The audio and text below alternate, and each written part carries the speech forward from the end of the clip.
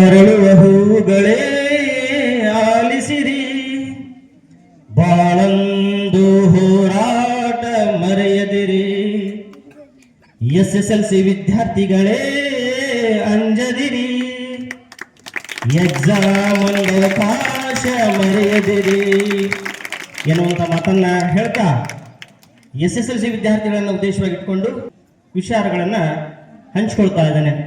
ಮೊದಲನೇದಾಗಿ ನಮ್ಮ ಉದ್ದೇಶಗಳು ಹೇಗಿರಬೇಕು ಅನ್ನುವಂಥದ್ದನ್ನ ಕೆಲವೊಂದಷ್ಟು ದೃಷ್ಟಾಂತಗಳ ಮೂಲಕ. ವಿಷಯ ಬಹಳ ಬೇಜಾರಾಗಿದೆ ಅಂತ ನನಗೆ ಅನಿಸ್ತದೆ, ಹಂಗೇನಿಲ್ಲಲ್ಲ, ಬಹಳ ಸಂತೋಷ. ಈ ನಿಮ್ಮ ಸಂಸ್ಕಾರವನ್ನು ನೋಡಿ ನಾನು ಸೋತು ಹೋಗ್ಬಿಟ್ಟೆ. ನೋಡಿ, ಹೆಣ್ಮಕ್ಳು ನಾರಿಗೆ ಗುಣವೇ ಶೃಂಗಾರ ಅಂತ, ಶರಣರಿಗೆ ನೊಸಲ ವಿಭೂತಿಯೇ ಶೃಂಗಾರ ಅಂತ. ನಿಜವಾಗ್ಲೂ ಎಲ್ಲ ನೊಸಲ ವಿಭೂತಿಯನ್ನು ಹಚ್ಕೊಂಡು ನಾರಿಯರ ಸೀರೆಯನ್ನು ಇಟ್ಕೊಂಡು ಸುಂದರವಾಗಿ ಬಂದಿದ್ದೀರಿ, ಬಹಳ ಖುಷಿ ಆಗ್ತದೆ. ಒಂದು ಜೋರಾದ ಚಪ್ಪಾಳೆ ಇರಲಿ ನಿಮಗೆಲ್ಲರಿಗೆ. ಜೊತೆಗೆ ಮಹಿಳಾ ವೇದಿಕೆಯ ಅಕ್ಕನವರು ಕೂಡ ಇದ್ದಾರೆ, ಪೊಲೀಸ್ ಪಾಟೀಲು ಕೂಡ, ಅವರಿಗೊಂದು ಜೋರಾದ ಚಪ್ಪಾಳೆ ಇರಲಿ ಅಕ್ಕರಿಗೆ. ಯಾಕಂದ್ರೆ ಅವ್ರು ನಾವು ಯಾವಾಗಲೂ ಸತ್ಸಂಗ ಮಾಡ್ತಿರ್ತೀವಿ ಪ್ರತಿ ತಿಂಗಳು. ಇಲ್ಲಿ ವಿದ್ಯಾರ್ಥಿಗಳಿಗೆ ನಾನು ಉದ್ದೇಶವಾಗಿ ಒಂದು ಮಾತನ್ನು ಹೇಳ್ತಾ ಇದ್ದೀನಿ. ನಿಮ್ಮ ಗುರಿ ಯಾವಾಗಲೂ ನೇರವಾಗಿರಲಿ. ಫೋಕಸ್ ನಿಮ್ಮ ಯಾವ ಕಡೆ ಇರಬೇಕಪ್ಪ ಅಂದ್ರೆ ನಿಮ್ಮ ಏಮ್ ಕಡೆ ಇರಬೇಕು. ಹೆಂಗ್ ಫೋಕಸ್ ಮಾಡಬೇಕು? ಬಹುಶಃ ತಾವೆಲ್ಲ ಮಹಾಭಾರತ ನೋಡಿದ್ದೀವಿ. ಮಹಾಭಾರತದಲ್ಲಿ ಅರ್ಜುನನ ಗುರುಗಳು ಯಾರಾಗಿರ್ತಾರಪ್ಪ ಅಂದ್ರೆ ದ್ರೋಣಾಚಾರ್ಯರಾಗಿರ್ತಾ ಇದ್ದಾರೆ. ಅರ್ಜುನನಿಗೆ ಬಿಲ್ವಿದ್ಯೆಯನ್ನ ಕಲಿಸುವಂತ ಒಂದು ಸಂದರ್ಭದಲ್ಲಿ ದ್ರೋಣಾಚಾರ್ಯ ಹೇಳ್ತಾರೆ, ಮಗು ಬೇಟ ಇದರಾವ್, ಅರ್ಜುನ ಇಲ್ಲಿ ಬಾ, ನೋಡು ಆ ಮರದೊಳಗೆ ಗಿಳಿ ಕೂತಿದೆ, ಆ ಕಣ್ಣಿಗೆ ನೀನು ಗುರಿಯನ್ನು ಇಟ್ಟು ನಿನ್ನ ಬಾಣವನ್ನು ಬಿಡಬೇಕು. ಎಲ್ಲಾ ವಿದ್ಯಾರ್ಥಿಗಳಿಗೆ ಅದನ್ನೇ ಹೇಳ್ತಾರೆ. ಆದರೆ ದುರ್ಯೋಧನ ಬರ್ತಾ ಇದ್ದಾನೆ, ಭೀಮ ಬರ್ತಾ ಇದ್ದಾನೆ, ನಕುಲ, ಸರ್ ಎಲ್ಲರೂ ಬರ್ತಾ ಇದ್ದಾರೆ. ಆದರೆ ಅರ್ಜುನ ಮಾತ್ರ ಬಂದಾಗ ಹೇಳ್ತಾ ಇದ್ದಾರೆ, ನೋಡು ಅರ್ಜುನ, ನೇರವಾಗಿ ನೀನು ಗುರಿಯನ್ನು ಇಡಬೇಕು. ಅಲ್ಲಿ ಏನ್ ಕಾಣ್ತಾ ಇದೆ ಅಂತ ಹೇಳಿದಾಗ, ಗುರುಗಳೇ ನನಗೆ ಕೇವಲ ಆ ಗಿಳಿಯ ಅಕ್ಷಿ ಮಾತ್ರ ಕಾಣ್ತಾ ಇದೆ. Target your aim. ಆಗ್ಲೇ ಬಾಲಕಿ ಮಾತಾಡೋದು ಹೇಳಿದ್ರು, ಹೋದ ವರ್ಷ 95 ಮಾಡಿದೆ ಅಂತ. ಈ ಸಲ 100 ಯಾಕೆ ಮಾಡಬಾರ್ದು? 100 ಮಾಡ್ರಿ ಈ ಸಲ, ಬಹಳ ಸಂತೋಷ ಆಗ್ತದೆ. ರಿಕಾರ್ಡ್ ಇರೋದೇ ಮುರಿಯಲಿಕ್ಕೆ, ರಿಕಾರ್ಡ್ ಇರೋದೇ ಬ್ರೇಕ್ ಮಾಡಲಿಕ್ಕೆ, ಅದಕ್ಕೆ ರಿಕಾರ್ಡ್ ಅಂತ ಕರೀತಾರೆ. ಬಹಳ ಖುಷಿ ಆಗ್ತದೆ. ಹಿಂಗ ನೀವೇನ್ ಮಾಡ್ರಪ್ಪ ಅಂದ್ರೆ ಅರ್ಜುನನ ಹಾಗೆ ಗುರಿಯನ್ನು ಇಡಿ. ನೇರವಾಗಿ ಅರ್ಜುನ ಏನ್ ಮಾಡ್ತಪ್ಪ ಅಂದ್ರೆ ತನ್ನ ಬಿಲ್ಲಿಗೆ ಹೆದೆಯನ್ನೇ ಇರಿಸಿ ನೇರವಾಗಿ ಬಾಣವನ್ನು ಪ್ರಯೋಗ ಮಾಡ್ದ. ಅದು ಗಿಳಿಯ ಅಕ್ಷಿಗೆ ಹೋಗಿ ಬಡಿಯಿತು. ಗಿಳಿಯ ಅಕ್ಷಿ ಏನಪ್ಪ ಅಂದ್ರೆ ಕಣ್ಣು, ಆ ಕಣ್ಣಿಗೆ ಬಿಡ್ತು. ಹಂಗ ನೀವು ಟಾರ್ಗೆಟ್ ಮಾಡ್ಬೇಕು. ಬಹಳ ಸಂತೋಷ. ಅಣ್ಣ ಮಾಡ್ತಂತ ಜೋರ ಚಪ್ಪಾಳಿರಲಿ ಅಣ್ಣಗೊಂದು, ಬಹಳ ಸಂತೋಷ. ನೋಡಿ, ಬೆಳೆಯುವ ಸಿರಿ ಮೊಳಕೆಯಲ್ಲಿ ನೋಡು, ಇದೇ ಉದಾಹರಣೆಗಳು ನಮಗೆಲ್ಲ. ವಿವೇಕಾನಂದಜಿಯವರು ಹಿಂಗೆ ಇರ್ತಿದ್ರು. ವಿವೇಕಾನಂದಜಿಯವರು ಕೂಡ ಏನ್ ಮಾಡ್ತಾ ಇದ್ರಪ್ಪ ಅಂದ್ರೆ ಎಲ್ಲ ರೀತಿಯಾದಂತ ಧೈರ್ಯ ಅವರಲ್ಲಿ ಇತ್ತು. ಯಾರೋ ರಾತ್ರಿ ರಾಕ್ಷಸ ಬಂದ್ರು ಅಂತ ಹೇಳ್ತಾರೆ, ಆ ಗಿಡದಾಗ ರಾಕ್ಷಸ ಅಂತ ಹೇಳ್ತಾರೆ, ರಾತ್ರಿ ಗಿಡದಾಗೆ ಕೊಡ್ತಾರ ಅವ್ರು, ರಾಕ್ಷಸ ಬರ್ಲೇ ಇಲ್ಲ. ಧೈರ್ಯ ಸರ್ವತ್ರ ಸಾಧನ, ನಾವು ಧೈರ್ಯ ಮಾಡ್ಬೇಕು. ಹಿಂಗ ಅಲ್ಲಿ ಏನ್ ಮಾಡಿದ್ರಪ್ಪ ಅಂದ್ರೆ ದ್ರೋಣಾಚಾರ್ಯರು ಅರ್ಜುನನಿಗೆ ಹೇಳಿದ್ರು, ನೇರವಾದಂತ ಬಾಣ ಪ್ರಯೋಗ ಮಾಡ್ದ. ಇವತ್ತು 3 ಲೋಕದ ಗಂಡ ಅಂತ ಅರ್ಜುನ ಅನ್ಸ್ಕೊಂಡ. ಹಾಗೆ ಮತ್ತು ವಿದ್ಯಾರ್ಥಿಗಳೇ, ವಿದ್ಯಾರ್ಥಿನಿಯರೇ, ನೀವುಗಳು ಕೂಡ ಏನ್ ಮಾಡ್ತಪ್ಪ ಅಂದ್ರೆ ಆ ರಿಕಾರ್ಡ್ಗಳನ್ನು ಮುರಿಯಲಿಕ್ಕೆ ಈಗಿಂದಲೇ ಪ್ರಯತ್ನವನ್ನ ಮಾಡ್ರಿ. ನೋಡಿ, ರಿಕಾರ್ಡ್ ಮುರಿದಂತವ್ರು ಯಾವಾಗಲೂ ಕಷ್ಟ ಜೀವಿಗಳಿದ್ದಾರೆ. ಐಷಾರಾಮ್ ಜೀವನದೊಳಗೆ ಯಾರೂ ಬದುಕೇ ಇಲ್ಲ, ಬಹಳ ಕಷ್ಟ ಇತ್ತು. ಇವತ್ತು ಸಂವಿಧಾನ ಶಿಲ್ಪಿ ಅಂತ ಕರಿತಾ ಇದ್ದೀವಿ ಅಂಬೇಡ್ಕರ್ ಅವರನ್ನ. ಎಷ್ಟು ಕಷ್ಟ ಆಯ್ತು ಅಂಬೇಡ್ಕರ್ ಅವರಿಗೆ. ಆಗಿನ ಕಾಲದಲ್ಲಿ ಓದಲಿಕ್ಕೆ ವಿದ್ಯುತ್ ಸೌಕರ್ಯಗಳಿರಲಿಲ್ಲ. ಮುದ್ದು ಮಕ್ಕಳೇ, ಇತ್ತೀಚೆಗೆ ಒಂದು ಧಾರಾವಾಹಿ ಬರ್ತಾ ಇತ್ತು, ಮಹಾನಾಯಕ ಅಂತ ಹೇಳಿ. ಹೀಗಾಗಿ ತಾವೆಲ್ಲ ಆ ಮಹಾನಾಯಕವನ್ನು ನೋಡಿ ನೀವೆಲ್ಲರೂ ಕೂಡ ಆ ಕಷ್ಟದ ಜೀವನದಿಂದ ನೀವು ಮುಂದೆ ಬರಬೇಕು. ಹಾಗೆ ಎಷ್ಟೋ ಸಲ ಅವ್ರು ಏನ್ ಮಾಡ್ತಾರಪ್ಪ ಅಂದ್ರೆ ಊಟಕ್ಕೆ ಗತಿ ಇಲ್ಲಾರ್ದಂತ ಪರಿಸ್ಥಿತಿ ಕೂಡ ಬರ್ತಾ ಇದೆ, ಆದರೂ ಕೂಡ ಅವರು ಧೃತಿಗಡಂಗಿಲ್ಲ. ಹೀಗಾಗಿ ಅವರು ಏನ್ ಮಾಡ್ತಾರಪ್ಪ ಅಂದ್ರೆ ನಮ್ಮ ದೇಶದ ಸಂವಿಧಾನವನ್ನು ಕಟ್ಟುವಲ್ಲಿ ಪ್ರಮುಖವಾದಂಥ ಪಾತ್ರವನ್ನು ವಹಿಸ್ತಾ ಇದ್ದಾರೆ. ಕಷ್ಟದಿಂದ ಅವ್ರ ಮೇಲ್ ಬಂದ್ರು ಅಂತ. ಇದೀಗ ತಾನೇ ಸರ್ ಮಕ್ಕಳನ್ನ ಉದ್ದೇಶಿಸಿ ಆ ಮುಲ್ಲಾ ಅನ್ನುವಂಥ ಹುಡುಗಿ ಎಷ್ಟೊಂದು ಕತಿ ಮಾಡಿ ಹೇಳಿದ್ರು. Doctor APJ Abdul Kalam. ಗೊತ್ತಾ ನಿಮಗೆ APJ ಅಬ್ದುಲ್ ಕಲಾಂ ಯಾರವರು? ರಾಷ್ಟ್ರಪತಿಗಳು. ಯಾರೇ ರಾಷ್ಟ್ರಪತಿ? ಏಕ್ ಮಚ್ಚೇವಾಲೆ ಅಬ್ದುಲ್ ಕಲಾಂ ಮೀನ ಮಾಡ್ತಾ ಇದ್ರು. ಮುದ್ದು ಮಕ್ಕಳೇ, ಲಕ್ಷ್ಯ ಇರಲಿ. APJ ಅಬ್ದುಲ್ ಕಲಾಂ ಜಿ ಅವರ ತಾಯಿ ಆಸಿಯಮ್ಮ ಅಂತ ಹೇಳಿ ಬರ್ತಾ ಇದ್ದಾಳೆ. ಅವುಲ್ ಫಕೀರ್ ಅಬ್ದುಲ್ ಕಲಾಂ ಅವ್ರ ಅಪ್ಪಾಜಿ ಏನ್ ಮಾಡ್ತಾರಪ್ಪ ಅಂದ್ರೆ ಮೀನಾಮಾರಿ ಜೀವನ ಮಾಡ್ತಾ ಇದ್ರು. ಇಂಥ ಕಷ್ಟ ಯಾರಿಗಿದೆ ಇವಾಗ? ನೀವೆಂತ ಅದೃಷ್ಟವಂತರು ನೋಡಿ, ಎಷ್ಟು ಬಳೆಗಳನ್ನ, ಆ ಬೆಂಡೋಲಿಗಳನ್ನ, ಕಿವಿಯೋಲಿಗಳನ್ನ, ಇಲ್ಲಿ ಅಣ್ಣಗಳು ನೋಡಿ ಎಂತಿಂತ ಡ್ರೆಸ್ಗಳನ್ನ ಮಾಡ್ಕೊಂಡಿದ್ದಾರೆ. ಆದ್ರೆ APJ ಅಬ್ದುಲ್ ಕಲಾಂ ಅಲ್ಲಿರುವಂತಹ ರಾಮೇಶ್ವರದಲ್ಲಿರುವಂತಹ ಹೊಳೆಯನ್ನ ದಾಟಿ ಊರ ಆಚೆ ಕಡೆ ಬಂದು ಆ ಸಿಟಿ ಒಳಗ ಪೇಪರ್ ಅನ್ನ ಹಂಚಿ. ಇಲ್ಲಿ ಯಾರಾದ್ರೂ ಪೇಪರ್ ಹಂಚ್ತಾ ಇದ್ದೀರಾ? ಇಲ್ಲ. ಎಷ್ಟು ಸೌಭಾಗ್ಯವಂತರು ನೀವೆಲ್ಲ. APJ ಅಬ್ದುಲ್ ಕಲಾಂ ಬೆಳಿಗ್ಗೆ ನುಸ್ಕಿನ ಜಾವದೊಳಗೆ ಎದ್ದು ಪೇಪರ್ ಅನ್ನು ಹಂಚಿ ವಾಪಸ್ ಮನೆಗೆ ಹೋಗಿ ಊಟವನ್ನು ಮಾಡಿ ಹೊಳೆಯನ್ನು ದಾಟಿ ಬಂದು ಶಿಕ್ಷಣ ಕಲಿತ. ನೋಡಿ, ಅಂತ ಕಷ್ಟ ಇದೆ ನಿಮಗೆ? ಇಲ್ಲ. ಮನುಷ್ಯ ಕಷ್ಟದಿಂದ ಮೇಲೆ ಬರಲಿಕ್ಕೆ ಸಾಧ್ಯ. ಹೀಗಾಗಿ APJ ಅಬ್ದುಲ್ ಕಲಾಂ ಜಿ ಅವರನ್ನ ನೀವೊಬ್ರು ರೂಲ್ ಮಾಡಲು. ಒಬ್ಬ ಮೀನಾ ಮಾರುವಂತ ಮಗ ಇವತ್ತು ರಾಷ್ಟ್ರದ ಪತಿ ಆಗ್ತಾನಂದ್ರೆ ನಮಗೇನು ಕಡಿಮೆ ಆಗಿದೆ? ನಾವುಗಳು ಕೂಡ ಅಂತಹ ಸ್ಥಾನಕ್ಕೆ ಇರಬೇಕಾದ್ರೆ ಇಂಥ ಕೆಲವಷ್ಟು ಮೋಟಿವೇಶನ್, ಇಂತಹ ಕೆಲವಷ್ಟು ಸಾಧಕರ ಪಟ್ಟಿಯನ್ನ ನಾವು ತಿಳ್ಕೋಬೇಕಾಗ್ತದೆ. ಮುದ್ದು ಮಕ್ಕಳೇ, ಸಾಧನೆ ಎಂಬುದು ಸಾಧಕನ ಸೊತ್ತು. ಹಾಗಾದ್ರೆ ಎಂಥ ಸಾಧಕರು ನೀವು ಆಗ್ಬೇಕು? ವಿವೇಕಾನಂದರು ಹೇಳ್ತಾರೆ, ಎಂಥ ಸಾಧಕರು ನೀವು ಆಗ್ಬೇಕು, ಎಂಥ ಶಕ್ತಿ ನಿಮ್ಮಲ್ಲಿದೆ. ಈ ಟೀನೇಜ್ ಅಂದ್ರೆ ಎಂಥದ್ದು? ಟೀನೇಜ್ ಡೇಂಜರ್, 13 to 19 ಡೇಂಜರ್ ವಯಸ್ಸು. 13ರಿಂದ 19 ಬಹಳ ಡೇಂಜರ್ ವಯಸ್ಸು. ನೀವೆಲ್ಲ ಇವತ್ತು 16ನೇ ವರ್ಷದಲ್ಲಿ ಕಾಲಿಡ್ತಾ ಇದ್ದೀವಿ. ಅದಕ್ಕೆ ದಾಸರು ಹೇಳಿದ್ರು, 16ರ ವಯಸ್ಸು ಹುಚ್ಕೋಡಿ ಮನಸ್ಸು. ಏನ್ರಿ? 16ರ ವಯಸ್ಸು ಹುಚ್ಕೋಡಿ ಮನಸ್ಸು. ಮನಸ್ಸು ಏನೇನೇನೋ ಮಾಡಕ್ ಶುರು ಮಾಡ್ತದೆ. ಅಕ್ಕ ಅಣ್ಣ ಎಲ್ಲ ಇಲ್ಲೇ ಇದೀವಿ, ಮನಸ್ಸು ಬಸ್ ಸ್ಟ್ಯಾಂಡ್ ಹೋಗ್ಯದ. ಬಸ್ ಬತ್ತು, ಬಸ್ ಹೋಯ್ತು. ನೋಡಿ, ಮನಸ್ಸನ್ನ ಹಿಡಿತದಲ್ಲಿ ಇಟ್ಕೊಡ್ರಿ ಅಂತ ವಿವೇಕಾನಂದ ಅವರು ಹೇಳ್ತಾ ಇದ್ದಾರೆ. ನೋಡಿ, ನಮ್ಮಲ್ಲಿ ಆ ಮನಸ್ಸನ್ನ ಕೇಂದ್ರೀಕೃತವಾಗಿ ಇಟ್ಕೊಳ್ಬೇಕು. ಹೀಗಾಗಿ ನೀವೆಲ್ಲ ಶಿಕ್ಷಣ ಎಷ್ಟು ಹೇಳಿದ್ರು ಬಹಳ ಮುಗ್ಧರಿದ್ದಾರೆ ಮಕ್ಕಳು. ಎಲ್ಲ ಕೇಳಿದಾಗ ಎಷ್ಟು ಮುಗ್ಧರಿದ್ದೀರಿ ನೀವು ಅಂತ ನನಗೆ ಅನಿಸ್ತು. Keep silence. ಮುಗ್ಧವಾದ ಮನಸ್ಸಿನಲ್ಲಿ ಅರಳುವ ಗುಣ ಇರ್ತಾ ಇದೆ. ಅದಕ್ಕೆ ನಿಮ್ಮ ಮೊದಲೇ ಹೇಳಿದ್ದೇನೆ, ಅರಳುವ ಹೂಗಳೇ ಆಲಿಸಿರಿ, ಬಾಳೊಂದು ಹೋರಾಟ ಮರೆಯದಿರಿ. ಹೋರಾಟದ ಜೀವನ ಸುಮ್ಮನೆ ಸುಂದರವಾಗಂಗಿಲ್ಲ. ಇಲ್ಲಿ ವೇದಿಕೆ ಮೇಲೆ ಟೀಚರ್ಸ್ಗಳಿದ್ದಾರೆ, ಹಿರಿಯರಿದ್ದಾರೆ, ಗುರುಗಳಿದ್ದಾರೆ, ಗುರುಮಾತರಿದ್ದಾರೆ. ಎಂಥ ಕಷ್ಟದ ಜೀವನ ಇದೆ ಅವ್ರದ್ದೆಲ್ಲ. ಇವತ್ತು ನೋಡಿ, ಅಧ್ಯಕ್ಷರು ಎಂಥ ಶಾಲೆಯನ್ನು ಕಟ್ಟಿದ್ದಾರೆ. ಶಾಲೆ ಕಟ್ಟೋದು ಸುಮ್ಮನೆ ಅಲ್ಲ, ಮನೆಯೊಳಗೆ ಸಂಸಾರ ಮಾಡೋದು ದೊಡ್ಡದಾಗಿದೆ. ಇವತ್ತು ಶಾಲೆ ಎಂತ ಶಾಲೆ ಕಟ್ಟಿದ್ದಾರೆ.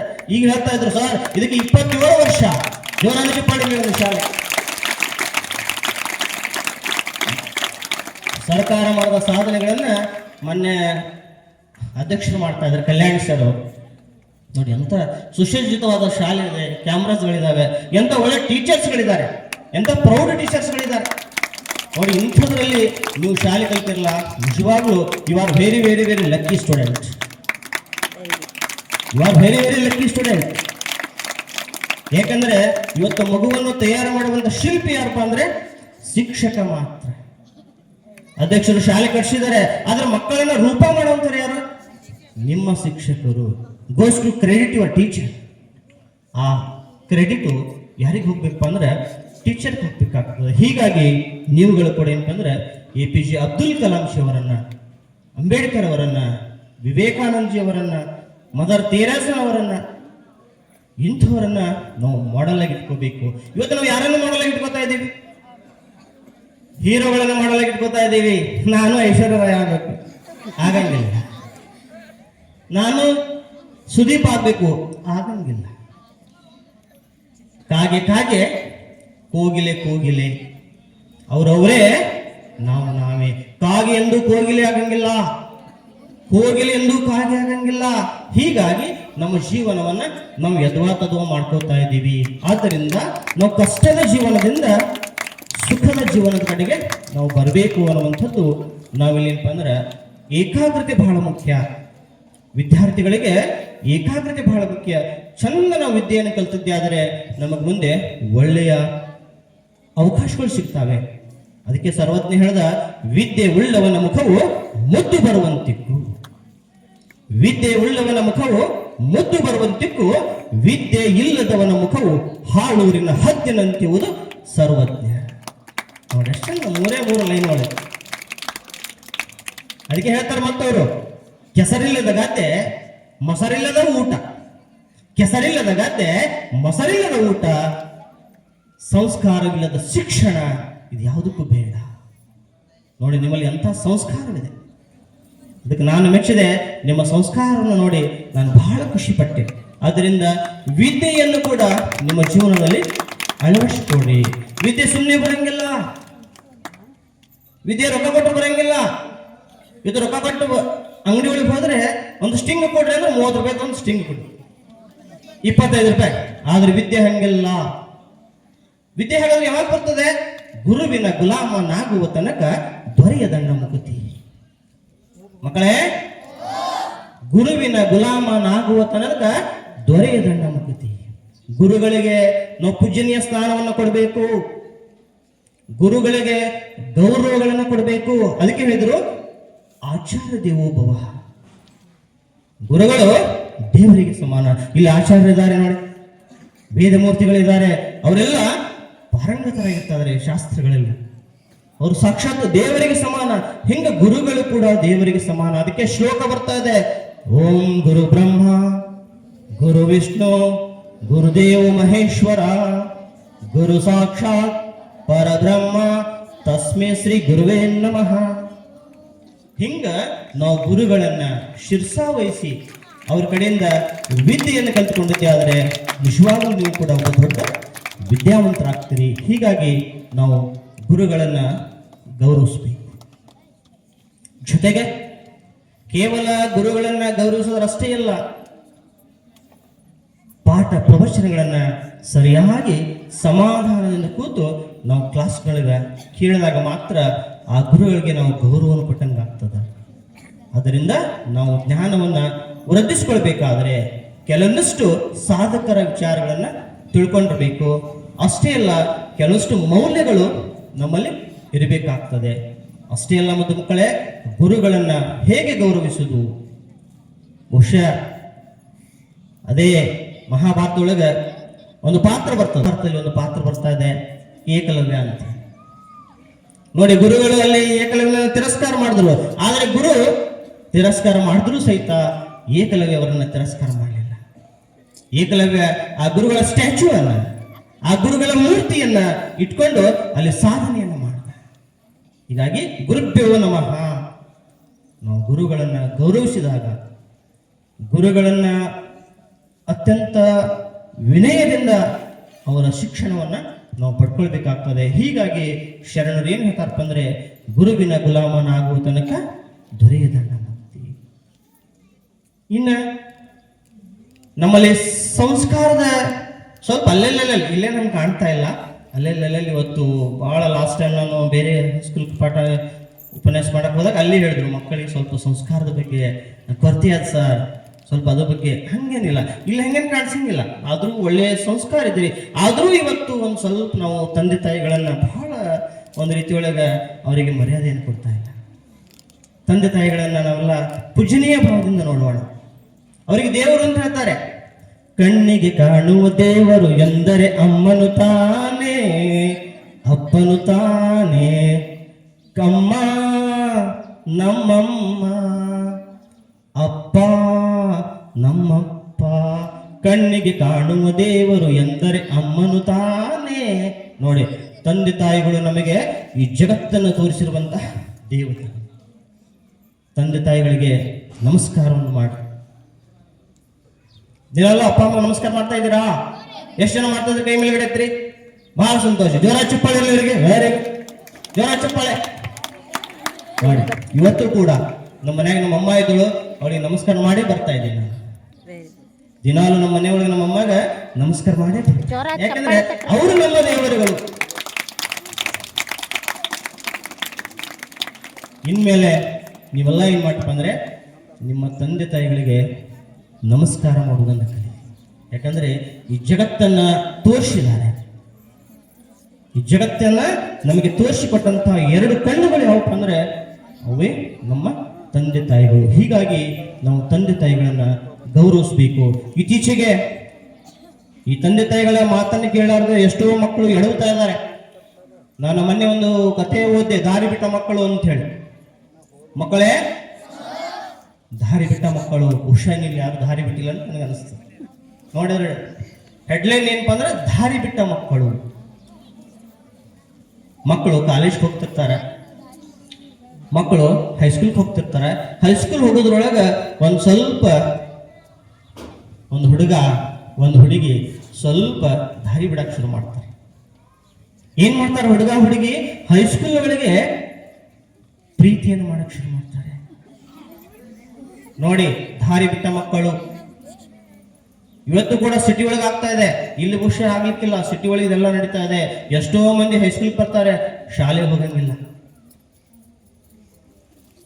ಎಷ್ಟೋ ಮಂದಿ ಕಲಿಯಕ್ ಬರ್ತಾರೆ, ಪಿರಿಯೊಳಗೆ ಕೊಡಂಗಿಲ್ಲ. ಇವರೆಲ್ಲ ದಾರಿ ಬಿಟ್ಟ ಮಕ್ಕಳು. ಆದ್ರೆ ತಂದೆ ತಾಯಿಗಳು, ನನ್ನ ಮಗ ಶಾಲೆಗೆ ಹೋಗ್ಯಾನ, ನನ್ನ ಮಗ ಕಲಿಯಕ್ ಹೋಗ್ಯಾನ. ಆದ್ರೆ ಮಗು ಏನ್ ಮಾಡ್ತಾ ಇದೆ ತಂದೆ ತಾಯಿಗೆ ಗೊತ್ತಿಲ್ಲ. ಇವತ್ತಿನ ತಂದೆ ತಾಯಿಗಳು ಬಹಳ ಮುಗ್ಧರಿದ್ದಾರೆ. ಇವತ್ತು ಹೇಳ್ತಾರ, ಐ ನನ್ನ ಮಗಳು ಮ್ಯಾಟ್ರಿಕ್ ಹಾಡ್ರಿ, ಐ ನನ್ನ ಮಗ ಮ್ಯಾಟ್ರಿಕ್ ಅದನ್ರಿ, ಬಹಳ ಖುಷಿ. ಈ ಸಂತ್ಯಾಗ ಹೋಗಿರ್ತಾರ, ಎಲ್ಲೋ ಕೆಲಸ ಮಾಡ್ಬೇಕು, ಎಷ್ಟು ಖುಷಿ ಅವ್ವಪ್ಪ, ನನ್ನ ಮಗ ಮ್ಯಾಟ್ರಿಕ್ ಅದ, ನನ್ನ ಮಗಳು ಮ್ಯಾಟ್ರಿಕ್ ಅದ.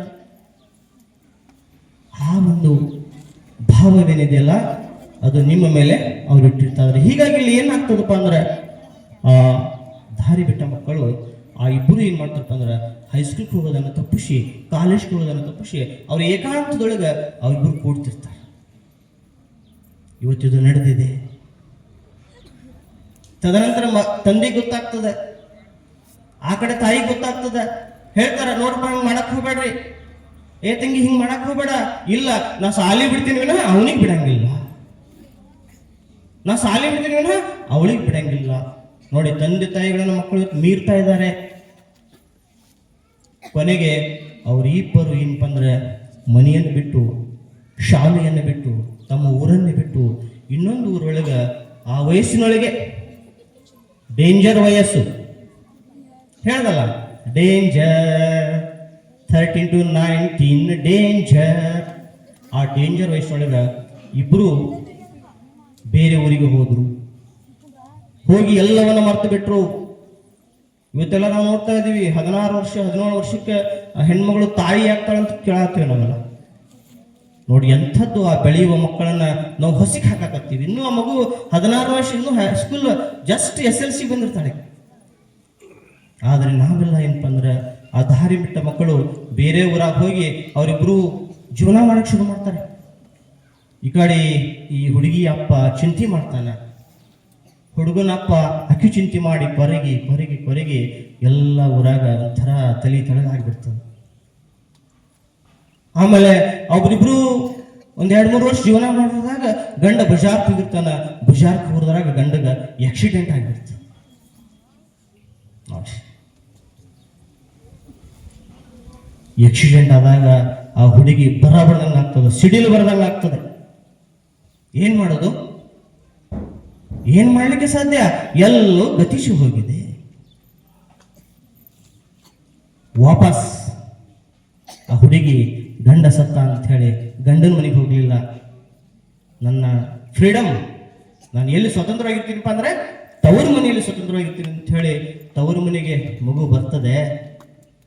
ಅಲ್ಲಿ ತವರು ಮನೆ ಒಳಗ ಅಪ್ಪ ಅವ್ವ ಇಬ್ರು ಚಿಂತೆ ಮಾಡಿ ಅವರು ಸತ್ತು ಹೋಗ್ಬಿಟ್ಟಿದ್ರು. ಏನ್ ಮಾಡೋದು? ಹೀಗಾಗಿ ನೀವುಗಳು ಕೂಡ ನಿಮ್ಮ ತಂದೆ ತಾಯಿಗಳ ಮಾತನ್ನು ಕೇಳಬೇಕು. ಅದಕ್ಕೆ ಹೆಸರೇನು ಕೊಟ್ಟರು? ದಾರಿ ಬಿಟ್ಟ ಮಕ್ಕಳು. ಇವತ್ತು ಅಪ್ಪಾಜಿ ನಿಮಗೆ ಮೊಬೈಲ್ ಕೊಡಿಸಿದ್ದಾನೆ. ಆ ಮೊಬೈಲ್ ಒಳಗೆ ನಾವೇನು ನೋಡಬಾರ್ದನ್ನ ನೋಡ್ತಾ ಇದ್ದೀವಿ. APJ ಅಬ್ದುಲ್ ಕಲಾಂ ಏನ್ ಹೇಳಿದ್ರು? The mobile is A idiot box. The mobile is A idiot box. ಅದು ಮೂರ್ಖರ ಪೆಟ್ಟಿ. ಅದು ಹಲವ ಅಂದ್ರೆ ಹಲವ ಅಂತದ್ದು. ನಾವೇನಂತೀವಿ ಅದು ಅಂತದ್ದು. ಆದ್ರೆ ಜಗತ್ತೇ ಅದರೊಳಗಿದೆ, ಜಗತ್ತೇ ಅದರೊಳಗಿದೆ. ಹೀಗಾಗಿ ನಾವು ಮೊಬೈಲನ್ನು ಎಷ್ಟು ಯೂಸ್ ಮಾಡಬೇಕು ಅಷ್ಟೇ ಡೇಂಜರ್. ಅದಕ್ಕೆ ಒಬ್ಬರು ವಿದ್ವಾಂಸರು ಹೇಳ್ತಾರೆ, ಒಬ್ಬರು ಜ್ಞಾನಿಗಳು ಹೇಳ್ತಾರೆ, ಒಬ್ಬರು ಲೇಖಕರು ಹೇಳ್ತಾರೆ, ತಲೆ ತಗ್ಗಿಸಿ ಮೊಬೈಲ್ ಮತ್ತು ಪುಸ್ತಕ ಎರಡೂ ನೋಡಿದಾಗ ಏನಪ್ಪ ಅಂದ್ರೆ, ಮೊಬೈಲನ್ನ ತಲೆ ತಗ್ಗಿಸಿ ನೋಡಿದ್ದೇ ಆದರೆ ತಲೆ ಎತ್ತದವನನ್ನಾಗಿ ಮಾಡ್ತದಂತ ಮೊಬೈಲ್. ಇವತ್ತು ಯಾವುದು ನೋಡಬಾರ್ದು ಅಂತೀವಿ, ಅದು ಮಕ್ಕಳಿಗೆ ಕುತೂಹಲ ಜಾಸ್ತಿ. ಈ ಓದಿದ್ರೆ ಅದು ತಲೆ ಎತ್ತುವವನ್ನಾಗಿ ಮಾಡ್ತದೆ.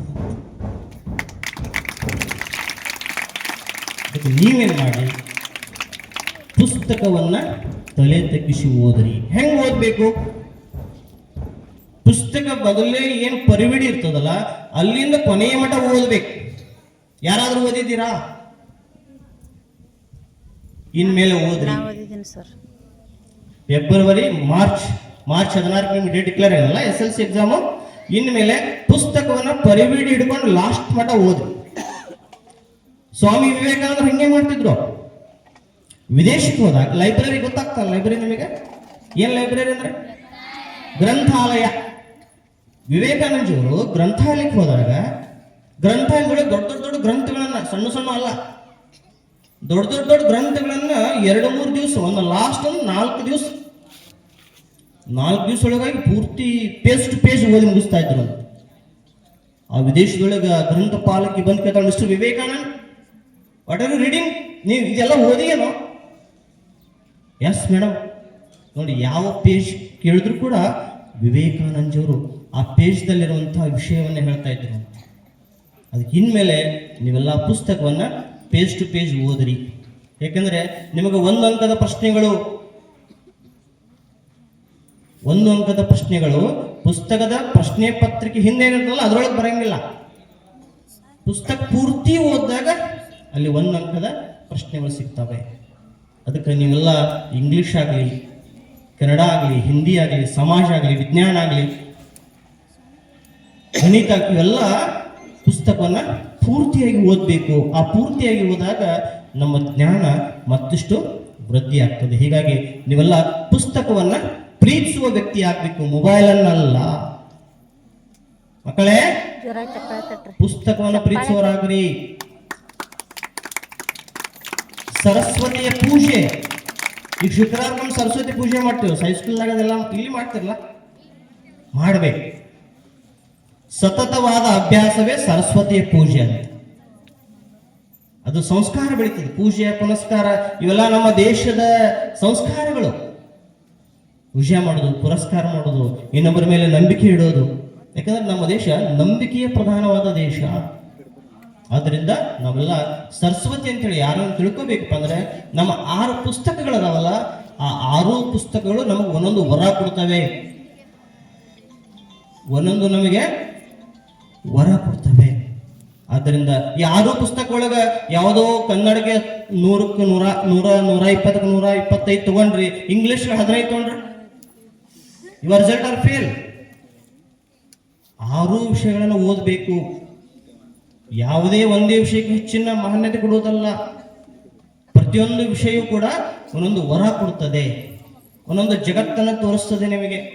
ಸಮಾಜ ಅಂದ್ರೆ ಏನು, ಸಮಾಜದೊಳಗೆ ಹೆಂಗೆ ಬದುಕಬೇಕು, ಅದು ಸೋಸಿಯಾಲಜಿ ಹೇಳಿಕೊಡ್ತದೆ. ಇತಿಹಾಸ ಅಂದ್ರೆ ಏನು, ಯಾರಿಂದ ರಾಜರಿದ್ರು ನೋಡಿ, ಇದಕ್ಕೂ ಇತಿಹಾಸವಿದೆ. ನಮ್ಮ ಸಾಲೋಟಿಗೆ ಕೂಡ ಇತಿಹಾಸವಿದೆ. ರಾಜರ ಕಾಲದಲ್ಲಿ ಇದು ಕೂಡ ಒಂದು ವಿಶ್ವವಿದ್ಯಾಲಯ ಇತ್ತು, ಸಾಲೋಟಿಗೆ ಗ್ರಾಮ. ನೋಡಿ, ಇಂಥ ಗ್ರಾಮಗಳು ತಾವೆಲ್ಲ ಓದ್ತಿರ್ಪ ಅಂದ್ರೆ ನೀವೆಲ್ಲ ಬಹಳ ಅದೃಷ್ಟವಂತ. ಹೀಗಾಗಿ ಎಲ್ಲ ಸಬ್ಜೆಕ್ಟ್ಗಳು ಸರಿಯಾಗಿ ನೀವು ಅದನ್ನ ಅಭ್ಯಾಸ ಮಾಡ್ಕೋಬೇಕು. ಆ ರೀತಿ ಒಳಗ ನೀವು ಹೆಚ್ಚಿನ ಅಂಕಗಳನ್ನ ಗಳಿಸಲಿಕ್ಕೆ ಸಾಧ್ಯ. ಹೀಗಾಗಿ ತಾವೆಲ್ಲ ಪುಸ್ತಕ ಪ್ರೇಮಿಗಳಾಗ್ರಿ. ಅಷ್ಟೇ ಅಲ್ಲ, ಇವತ್ತಿನ ನೀವೇನಪ್ಪ ಅಂದ್ರೆ ಸಾಧ್ಯವಷ್ಟು ಮೊಬೈಲ್ಗಳನ್ನು ಬಿಡ್ರಿ, ಟಿವಿ ನೋಡೋದನ್ನು ಬಿಡ್ರಿ, ಜಾತ್ರೆಗೆ ಹೋಗೋದನ್ನು ಬಿಡ್ರಿ. ಸ್ವಲ್ಪ ತ್ಯಾಗ ಮಾಡ್ಬೇಕು. ಈಗ ನೋಡ್ರಿ, ಅಕ್ಕಂದಿರು ಒಂದು 7-8 ಮಂದಿ ಎಷ್ಟು ಭಾಷಣ ಮಾಡಿದ್ರು, ನೋಡ್ಕೊಳ್ಳಾರ್ದೆ ಭಾಷಣ ಮಾಡಿದ್ರು. ನೋಡಿ, ಇಂಥ 365 ದಿವಸಗಳು ಹೋಗ್ಬಿಟ್ಟಾವ ನಮಗೆ. ಎಷ್ಟು ಶಕ್ತಿ ಇದೆ ನೋಡ್ರಿ ನಿಮ್ಮಲ್ಲಿ, ಎಂಥ ಅಗಾಧವಾದ ಶಕ್ತಿ ಇದೆ. ಅದಕ್ಕೆ ವಿವೇಕಾನಂದ ಹೇಳಿದ್ರು, ಯುವಕರು ಹೆಂಗಿದಾರಪ್ಪ ಅಂದ್ರೆ ಕಲ್ಲನ್ನ ಕುಟ್ಟಿ ಪುಡಿ ಮಾಡುವ ಶಕ್ತಿ ಬರಲ್ಲ ಅದಂತ. ಕಲ್ಲನ್ನ ಕುಟ್ಟಿ ಪುಡಿ ಮಾಡುವ ಶಕ್ತಿ ಆ ಯುವಕರಿಲ್ವ. Strong body in a strong mind. ಸದೃಢವಾದ ದೇಹದಲ್ಲಿ ಸದೃಢವಾದ ಆಲೋಚನೆಗಳು ಇರ್ತಾವೆ ಅಂತ. ಹಂಗೆ ನೀವೆಲ್ಲ ಬಹಳ ಸದೃಢವಾಗಿದ್ದೀರಿ. ಒಳ್ಳೆಯ ಸುಸಂಸ್ಕೃತರಾಗಿದ್ದೀರಿ. ಸ್ವಲ್ಪ ಜ್ಞಾನವನ್ನು ಪಡ್ಕೊಳ್ಳಿ. Knowledge is power. ವಿದ್ಯುತ್ ಪವರ್ ಅಲ್ಲ, ನಾಲೆಜ್ ಇಸ್ ಪವರ್.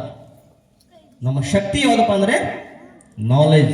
ಶಿಕ್ಷಣವೇ ಶಕ್ತಿ ಅಂತ ಹೇಳ್ತಾರೆ.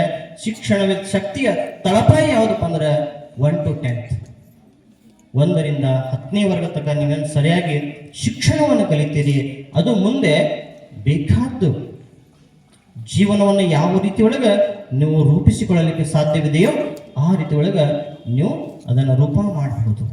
ಹೀಗಾಗಿ SSLC ಮಕ್ಕಳು ಏನು ಮಾಡ್ತಪ್ಪ ಅಂದ್ರೆ ಸಮಯವನ್ನು ಹಾಳು ಮಾಡ್ಕೊಳ್ಳಾರ್ದೆ ಸಮಯದ ಸದುಪಯೋಗ ಪಡಿಸ್ಕೊಡ್ರಿ. ಸಮಯ ಯಾರ ಕೈಯಲ್ಲಿ ಸಿಗಂಗಿಲ್ಲ. ನಾನು 11 ಗಂಟೆಗೆ ಬಂದೆ, ಈಗ 1 ಗಂಟೆ ಆಯ್ತು. ಸಮಯ ಯಾರ ಕೈಗೆ ಸಿಗಂಗಿಲ್ಲ. ಸಮಯ ಯಾರ ಸ್ವತ್ತು ಅಲ್ಲ, ಸಮಯ ಸಾಧಕರ ಸ್ವತ್ತು. ಅದಕ್ಕೆ ಬೇಗನೆ ಏಳು ರೂಢಿ ಮಾಡ್ಕೊಳ್ರಿ. ಬೇಗನೆ ಎದ್ದು ಬೆಳಿಗ್ಗೆ ಓದ್ಬೇಕು, ಕಂಠಪಾಠ ಮಾಡಬೇಕು. ಕೆಲವಷ್ಟು ಪದ್ಯಗಳು ನಿಮ್ಮ ಮೇಷ್ಟ್ರು ಹೇಳಿರ್ತಾರೆ, ಅಮ್ಮ ಈ ಪದ್ಯ ಬರ್ತೈತಿ, ಅಮ್ಮ ಇದು ಸಂದರ್ಭ ಬರ್ತೈತಿ, ಅಮ್ಮ ಇದು RC ಬರ್ತೈತಿ. RC ರೆಫರೆನ್ಸ್ ವಿತ್ ಕಾಂಟ್ಯಾಕ್ಟ್, ಸಂದರ್ಭದೊಡನೆ ಸ್ಪಷ್ಟೀಕರಣ. ನೋಡಿ ಇವೆಲ್ಲ ನಿಮ್ಮ ಸರ್ ಹೇಳಿರ್ತಾರಲ್ಲ, ಅದನ್ನ ಭಯಪಟ್ಟು ಮಾಡಿ. ನಾನು ಕೂಡ ಕಾಲೇಜ್ ಒಳಗೆ ಮಕ್ಕಳಿಗೆ ವಚನಗಳನ್ನು ಕಂಠಪಾಠ ಮಾಡಿಸ್ತಾ ಇದ್ದೇನೆ. ಮೊನ್ನೆ ನಾನು ವಚನ ಸ್ಪರ್ಧೆ ಅಂತ ಇಟ್ಟಿದ್ದೆ. ಒಂದು ಹುಡುಗಿ 2 ನಿಮಿಷದೊಳಗೆ 11 ವಚನ ಹೇಳಿದಳು. 2 ನಿಮಿಷದಲ್ಲಿ 11 ವಚನ. ನೋಡಿ ಹೆಂಗಿದೆ ನಮ್ಮ ಮೆಮರಿ. ಮೊಬೈಲ್ ಒಳಗೆ ಮೆಮರಿ ಇರ್ತದಲ್ಲ, ಅದು ಕಂಡು ಹಿಡಿದವ್ರು ಯಾರು? ಮನುಷ್ಯರೇ. ಅಷ್ಟೇ ನೆನಪಿರಲಿ ನಿಮ್ಗೆ. ಮನುಷ್ಯರೇ ಮೆಮರಿ ಕಂಡು ಹಿಡಿದಾರಲ್ಲ, ಮತ್ತು ಆ ಮನುಷ್ಯರನ್ನ ಮೀರಿಸುವಂಥದ್ದು ಮೊಬೈಲ್ ಅದನ್ನ ಇಲ್ಲ. ಆ ಮೊಬೈಲನ್ನು ಮೀರಿಸುವ ಹಾಗೆ ನಾವು ಬೆಳಿಬೇಕು. ಹೀಗಾಗಿ ನಾವು ಇನ್ಮೇಲೆ ಮೊಬೈಲನ್ನು ದೂರ ಬಿಟ್ಟು ಪುಸ್ತಕ ಪ್ರೇಮಿಗಳಾಗಬೇಕು. ಇನ್ನು ನಾವು ಏನು ಬರ್ಕೋಬೇಕಪ್ಪ ಅಂದ್ರೆ ಮೊಬೈಲ್ ಬಿಡಿ, ಪುಸ್ತಕ ಹಿಡಿ. ಏನ್ ಮಕ್ಕಳೇ? ಮೊಬೈಲ್ ಬಿಡಿ, ಪುಸ್ತಕ ಹಿಡಿ. ಮೊಬೈಲ್ ನೀವು ಸ್ವಲ್ಪ ನೋಡ್ಕೊತ ಹೋದ್ರಿಪ್ಪ ಅಂದ್ರೆ ಅದು ನಮಗೆ ಒಟ್ಟ ಬ್ಯಾಸರೇ ಆಗಂಗಿಲ್ಲ. ಅದಕ್ಕೆ ಆ ರೀತಿ ಒಳಗೆ ಕೆಲವೊಂದಿಷ್ಟು ನೀವು ಒಳ್ಳೆಯ ಹ್ಯಾಬಿಟ್ಸ್ಗಳನ್ನು, ಒಳ್ಳೆಯ ಗುಣಗಳನ್ನು ನಿಮ್ಮ ಜೀವನದೊಳಗೆ ನೀವು ಅಳವಡಿಸ್ಕೊಡ್ರಿ. ಮೊಬೈಲ್ನಿಂದ ದೂರಿರಿ, ಪುಸ್ತಕವನ್ನು ಓದ್ರಿ. ಜೊತೆಗೆ ಕೆಲವೊಂದಿಷ್ಟು ಸ್ವಾವಲಂಬಿ ಜೀವನ ಮಾಡ್ಕೊಳ್ಳೋಕೆ ಪ್ರಯತ್ನ ಮಾಡಿ. ಈಗ ಅಮೇರಿಕಾ, ಚೀನಾ, ಸಿಂಗಾಪುರು ಇಲ್ಲೆಲ್ಲ ಮಕ್ಕಳನ್ನ 15, 14, 15 ವರ್ಷ ಆಯ್ತಪ್ಪ ಅಂದ್ರೆ ಮಕ್ಕಳಿಗೆ ಫ್ರೀ ಬಿಟ್ಬಿಡ್ತಾರಂತ. ನೋಡ್ರಿ, ಇವತ್ತು ನಮ್ಮ ಮಗು 20 ವರ್ಷ ಆದ್ರೂ ಕೂಡ ನಮ್ಮ ಮನೇಲಿ ಚಂದ ಇರ್ತಾಳೆ. ಅಲ್ಲಿ ಏನ್ ಮಾಡ್ತಾರೆ, ಆ ಮಗು ವಾಚ್ ರಿಪೇರ್ ಮಾಡೋದು ಕಲಿತದ, TV ರಿಪೇರ್ ಮಾಡೋದು ಕಲಿತದ, ಕಂಪ್ಯೂಟರ್ ರಿಪೇರ್ ಮಾಡೋದು ಕಲಿತದ, ಮೊಬೈಲ್ ರಿಪೇರ್ ಮಾಡೋದು ಕಲಿತದೆ. ಸ್ವಾವಲಂಬಿ ಜೀವನ ನೋಡಿ. ಇಂಥದ್ರ ಕಡೆ ನಾವು ಸ್ವಲ್ಪ ನಮ್ಮ ಟ್ಯಾಲೆಂಟನ್ನು, ನಮ್ಮ ಬುದ್ಧಿಶಕ್ತಿಯನ್ನು ಉಪಯೋಗಿಸ್ಕೊಂಡಾಗ ನಾಳೆ ನಾವು ಕೂಡ ಸ್ವಾವಲಂಬಿಯಾಗಿ ಬದುಕಲಿಕ್ಕೆ ಸಾಧ್ಯ. ಹೀಗಾಗಿ ಪಠ್ಯದ ಜೊತೆಗೆ ಸರ್ ಹೇಳಿದ್ರು, ಪಠ್ಯೇತರೊಳಗೆ ಕೂಡ ಬಹಳ ಶಾಣೆದಾರಿ ಮಕ್ಕಳು. Long jump, high jump, running, football, volley, ಬಹಳ ಸಂತೋಷ. ನಿಮ್ಮಲ್ಲಿ ಪ್ರತಿಭೆ ಇರಬೇಕು. ಪ್ರತಿಭೆ ಇದ್ದಾಗ ಮಾತ್ರ ನಿಮ್ಮನ್ನು ಗುರುತಿಸ್ತಾರೆ. ಈಗ ನೋಡಿ, ಈ ಡಾಕ್ಟರ್ ಮ್ಯಾಗ ಒಂದು ಹಾಡು ಹಾಡ್ಕೊಂಡು ಹೋಗ್ತೇನೆ, ಲಾವಣ್ಯ ಮಸ್ತ್ ಕಾಣ್ತೀವಿ ಲಾವಣ್ಯ ಅಂತ ಹಾಡ್ತಾರಲ್ಲ ನೋಡಿ. ಅವನ ಹೆಸರು ಕೂಡ ನಾವು ಹೇಳ್ತೀವಿ. ಯಾರು ಬರ್ದಾರ ಇದು? ಬಾಳು ಬೆಳಗುಂಡಿ. ಅವ ಏನೋ ಮಾಡೇನ್ರಿ? ಏನ್ ನಮ್ಮ ಕಾಕ ಇಲ್ಲ. ಮತ್ತ ಅವನ ಹೆಸರು ಯಾಕೆ ನೆನ್ಪಿಡಿತು ನಮಗೆ? ನಾವೇನ್ ಮಾಡ್ಬೇಕು? ನಾವು ಅಚೀವ್ಮೆಂಟ್ ಮಾಡ್ಬೇಕು. ನಾಳೆ ನಿಮ್ದು ಬೋರ್ಡ್ ಮೇಲೆ ಫಸ್ಟ್ ಹೆಸರು ಇರ್ಬೇಕು. ಸಾಕ್ಷಿ, ಪ್ರೀತಿ, ಮುಲ್ಲಾ, ಎಷ್ಟು ಚಂದ ಹೆಸರು ನೋಡಿ. ಎಷ್ಟು ಚಂದ ಭಾಷಣ ಮಾಡಿದ್ರಲ್ಲ. ಇವತ್ತು ಹೇಳ್ತಾನ 3ನೇ ಕಲ್ತಾನೆ, ಇವತ್ತು 500 ಹಾಡ ಬರ್ದಾರಂತವ್ರು. 3ನೇ ಕಲ್ತವ್ರು. ಮೊನ್ನೆ SSLC ಕಲ್ತವ್ರು ಅವ್ರಿಗಿಂತ ಶಣೆ ಅದಲ್ಲ. ನೀವು ಎಷ್ಟು ಹಾಡ ಬರ್ಬೋದು? ಫೋಕಸ್ ಮಾಡ್ರಿ, ಫೋಕಸ್. ವಿತ್ SSLC ಪಾಸ್ ಆಗಿ ಸಚಿನ್ ತೆಂಡೂಲ್ಕರ್ ನಮ್ಮ ದೇಶದ ರಾಯಭಾರಿಯಾಗಿ ಹೋದ್ರು. ಕ್ರಿಕೆಟ್ ಮೂಲಭೂತ ಹಕ್ಕುಗಳು ಮತ್ತು ಕರ್ತವ್ಯಗಳೊಳಗೆ ನಮಗೆ ಫ್ರೀಡಮ್ ಇದೆ. ಆಟ ಆಡ್ಬೋದು, ಹಾಡ ಹಾಡ್ಬೋದು, ಡ್ಯಾನ್ಸ್ ಮಾಡ್ಬೋದು, ಭರತನಾಟ್ಯ ಮಾಡ್ಬೋದು, ಸ್ಪೀಚ್ ಭಾಷಣಕಾರ ಆಗ್ಬೋದು, ಎಲ್ಲದಕ್ಕೂ ಫ್ರೀಡಮ್ ಇದೆ. ಅದರೊಳಗೆ ನೀವುಗಳು ಕೂಡ ಚಲೋದನ್ನು ಚೂಸ್ ಮಾಡಿ. ಆ ಹುಡುಗ ಅವನು ಜನಪದ ಹಾಡ ಬರೆದು ಇಷ್ಟು ಹೆಸರುವಾಸಿ ಆಗ್ಯಾನ, ಮತ್ತು ನಾವ್ಯಾಕೆ ರಿಸಲ್ಟ್ ಮಾಡಿ ಹೆಸರುವಾಸಿ ಯಾಕೆ ಬರದ್ರಿ? ಹಿಂಗೆ ನೀವೇನು ಮಾಡಿ ಸ್ವಲ್ಪ ಚೇಂಜ್ ಆಗಿ, ಸ್ವಲ್ಪ ಬದಲಾವಣೆ, ಅವೆಲ್ಲ ಹಾಡುಗಳನ್ನು ಅವಾಯ್ಡ್ ಮಾಡೋದು. ಹಾಡುಗಳನ್ನು ಅವಾಯ್ಡ್ ಮಾಡಿ ಚಲೋ ಚಲೋ ಸಂಸ್ಕಾರವಂತ ಹಾಡುಗಳನ್ನು ಕಲಿಯೋದಾಗಲಿ, ತಿಳ್ಕೊಳ್ಳೋದಾಗಲಿ, ಇವೆಲ್ಲವನ್ನ ನಾವು ಮಾಡಬೇಕು ಅಂತ. ಹೀಗಾಗಿ ನಾವು ಮೊದಲನೇದಾಗಿ ಒಳ್ಳೆಯ ವಿದ್ಯಾವಂತರಾಗಬೇಕಾದ್ರೆ ಸಾಧಕರ ಪರಿಚಯ ನಮ್ಗೆ ಗೊತ್ತಿರಬೇಕು. ಎರಡನೇದಾಗಿ ನಮ್ಮ ಜೀವನದಲ್ಲಿ ಸಂಸ್ಕಾರ ಬಹಳ ಮುಖ್ಯ. ಮೂರನೇದಾಗಿ ನಾವು ಸರಿಯಾಗಿ ಅಭ್ಯಾಸವನ್ನ ಮಾಡಿ ನಮ್ಮ ತಂದೆ ತಾಯಿಗಳಿಗೆ, ನಮ್ಮ ಶಾಲೆಗಳಿಗೆ, ನಮ್ಮ ಪ್ರೌಢಶಾಲೆಗೆ ಕೀರ್ತಿಯನ್ನು ತರಬೇಕು. ಆಡಿ ಬಾನನ ಕಂದ ಅಂಗಾಲ ತುಳದೇನ, ತೆಂಗಿನಕಾಯಿ ತಿಳಿ ನೀರ ತಗೊಂಡು ಬಂಗಾರದ ಮೋತಿ ತೊಳೆದೇನ. ಹೇಳಿದ್ರೆ ಬಂಗಾರದ ಮಾತು ಹಂಗ ನಮ್ಮಮ್ಮ ಕಲ್ಪನೆ ಮಾಡಿದಳು. ಅದಕ್ಕೆ ಹೇಳಿದ್ರು ದ ಸ್ಟೂಡೆಂಟ್ ಲೈಫ್ ಈಸ್. ನಿಮ್ಮಮ್ಮ ಈ ಸಂಸ್ಕಾರವನ್ನು ಕಲಿಸಿದ್ದಾರೆ, ಶಿಕ್ಷಕರು ಒಳ್ಳೆಯ ನಾಲೆಜ್ ಅನ್ನು ನಿಮಗೆ ಕೊಟ್ಟಿದ್ದಾರೆ. ಸಂಸ್ಕಾರ ಪ್ಲಸ್ ನಾಲೆಜ್ ಎರಡನ್ನ ಕೂಡಿಸಿ ನಿಮ್ಮ ಗುರಿಯನ್ನ ಈ ಸಲ SSLC ಒಳಗೆ ನೀವೇ ಟಾಪರ್ ಆಗಬೇಕು. ಮೊನ್ನೆ 2025 ಮಕ್ಕಳೇ 2025 ಅಂಧರ ಪರೀಕ್ಷೆ ಅಂತ ನಡೀತದೆ. ಅಂಧರಂದ್ರೆ ಯಾರು? ಕಣ್ಣಿಲ್ಲ. ಅಂಧರ ಪರೀಕ್ಷೆ ಒಳಗೆ SSLC ಒಳಗೆ ಒಬ್ಬ ಸೀಮಾ ಅನ್ನುವಂಥ ಹುಡುಗಿ 4ನೇ ಟಾಪ್ ಆಗ್ತಾಳೆ, ರಾಜ್ಯಕ್ಕೆ 4ನೇ ಸ್ಥಾನ. ಕಣ್ಣಿಲ್ಲ. ಇಮ್ಯಾಜ್ ಮಾಡಿ, ಕಣ್ಣಿಲ್ಲ ಅಮ್ಮೋ. ನಮಗೆರಡು ಕಣ್ಣುಗಳಿದಾವೆ. ನಿಮಗೆ ಪ್ರಶ್ನೆ ಬರ್ಬೋದು, ಸರ್ ಅವ್ರ ಕಣ್ಣಿಲ್ಲ ಹೆಂಗೆ ಬಂದೋಡೆ? ಅವ್ರ ಸರ್ ಪಾಠ ಮಾಡೋ ಮುಂದ ಆಕೆ ಮೊಬೈಲ್ ಒಯ್ದು ವಿಡಿಯೋ ಮಾಡ್ಕೊತೀಳಂತ, ಅದನ್ನ ಆಡಿಯೋ ಮಾಡ್ಕೊತೀಳಂತ, ಅದನ್ನ ಆಲಿಸ್ತೀಳಂತ. ಆಲಿಸಿ ಅದನ್ನ ಬ್ರೈಟ್ ಲಿಪಿ ಒಳಗೆ, ಅಂಧಕರಿಗೆ ಬ್ರೈಟ್ ಲಿಪಿ ಅಂತ ಬರ್ತದೆ. ಆ ಬ್ರೈಟ್ ಲಿಪಿ ಒಳಗೆ ಅವ್ನು ಪ್ರಾಕ್ಟೀಸ್ ಮಾಡಿ ರಾಜ್ಯಕ್ಕೆ ಸೀಮಾ ಅನ್ನುವಂಥವರಿಗೆ 4ನೇ ಸ್ಥಾನ ಬಂದು. ನಿಮಗೆರಡು ಕಣ್ಣುಗಳಿದ್ದಾವೆ, 2 ಕಿವಿಗಳಿದ್ದಾವೆ, 2 ಕೈಗಳಿದ್ದಾವೆ, 2 ಕಾಲುಗಳಿದೆ, ಸುಂದರವಾದ ದೇಹ ಇದೆ. ನಾವ್ಯಾಕೆ ಬರಬಾರ್ದ್ರಿ ರಾಜ್ಯಕ್ಕೆ ಫಸ್ಟ್? ಈ ಸಲ SSLC ಒಳಗೆ ರಾಜ್ಯಕ್ಕೆ ನೀವು ಫಸ್ಟ್ ಬರ್ಬೇಕು. ಬರ್ತೀರಾ ಎಲ್ಲರೂ? ಎಷ್ಟು ಜೋರ ಚಪ್ಪಾಳೆ ಹಾಕ್ರಿ ಒಂದು.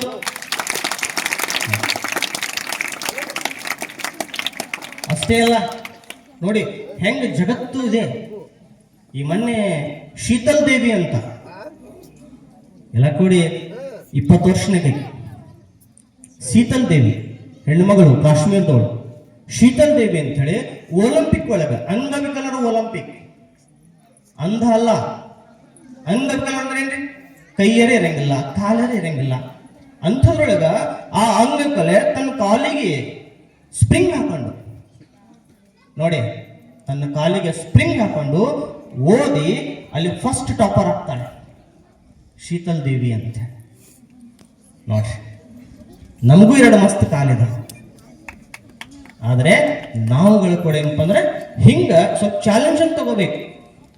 ಅದಕ್ಕೆ ಬೆಳೆಯುವ ಸಿರಿ ಮೊಳಕೆಯಲ್ಲಿ ನೋಡೋದು ಯಾಕೆ ಹೇಳಿದ್ರಪ್ಪ ಅಂದ್ರೆ ಚಲೋ ಇಂಥ ಸಾಧಕರ ವಿಚಾರಗಳನ್ನ ಸ್ವಲ್ಪ ತಿಳ್ಕೊಡ್ರಿ, ನೀವುಗಳು ಕೂಡ ಒಬ್ಬ ಒಳ್ಳೆಯ ಸ್ಟೂಡೆಂಟ್ ಆಗ್ತೀರಿ.